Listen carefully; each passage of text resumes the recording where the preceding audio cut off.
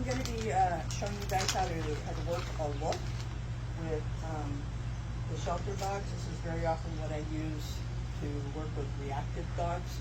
So it teaches them kind of start filtering things out, and you get to become that filter for them so they can check in with you and see whether they need to respond to something in their environment. So I will start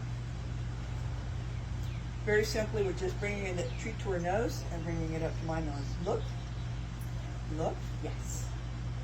And very often, as you see, she goes into a sit when I do that. When her head comes up, very often it becomes a sit. I want to mark when her head comes up, not when her butt goes down. Look, yes. So that she's learning that bringing her eyes up to my face is what I'm looking for. Look, yes. Look, yes. So I start out static this way. This part goes really, really fast. Then I'm going to start working with the dog in a safe place, like a play yard. Obviously, I'm being a little informal today. I'm working on my back patio. But someplace where it's quiet, there's not a lot of outside stimulus for a dog to be triggering to. So you can work without a leash on the dog, and that way you have one less thing to worry about. Would you start walking? Let's go. Holly, here? Yes. And then while I'm moving, Holly, look? Yes.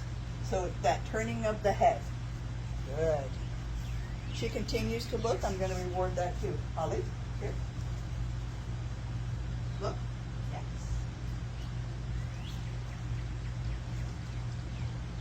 Look. Yes. You see how easily they can pick this up.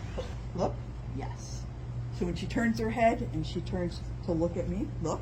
Yes. Start with Holly. Look. Yes. Holly. Look. Yes. So you want to make sure like you're doing it in a place where there's minimal stimulation, so the dog can actually focus on getting the foundation of what you're trying to teach them. If you take them like in a play yard and you've got a play group going on next door, that's probably not going to be a good spot, maybe in the back parking lot or in a play yard that's a little farther away.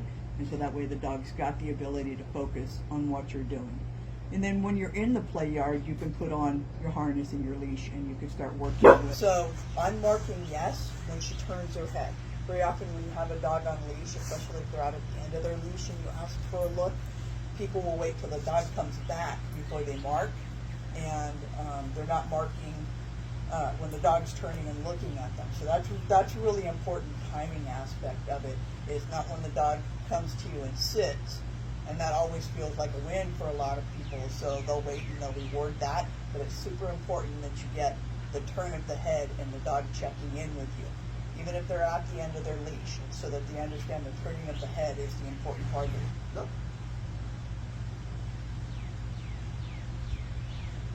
Yes. And I'm just going to say it one time until I get the response they want. Yes. And if she checks in on her own, I'm also going to mark that, so that she starts getting used to just checking in. Now, when I'm doing this out on a walk and have her on a leash, Holly's a very fearful dog. I pick the things that she's already worked on as far as her fearfulness, so that she's not past her threshold already. Here. Look. Yes. So I might, like I said, she's used to cars now. She used to not like people walking down the street, so she's used to those things. So I'll ask her to check in because she's not past her threshold.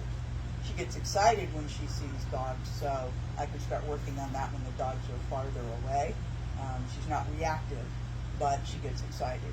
So what I do is use it for a lot of different things. It could be walking by a trash can, it could be walking by a still car, it could be walking by a moving car, somebody coming out of their house to get their mail or whatever.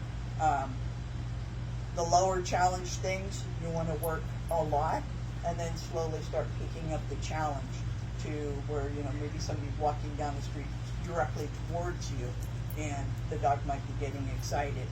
And then eventually working up to dogs. What happens if you do it a lot, you just keep incorporating that look over and over and over again, is the dog starts just checking in with you, and instead of the word look becoming their cue, it's what they're looking at that becomes the cue. So you'll start out, and when you just want to be marking when you say the word look and the dog looks at you, but then you want to just start paying attention and see how often your dog is checking in with you while you're walking, and also marking and treating those types of events that you see with the dog. You want to make sure that they're really checking in with you. They don't have to make solid, firm eye contact, but they need to be actually acknowledging you. So the more that you practice this, I work this with highly reactive dogs, and I've had a really good result from it. So hopefully this video has made sense. And very hot today. We had a long adoption event, so we're both kind of out of it, but I told Annie I would get this done and try to get it posted up to the team page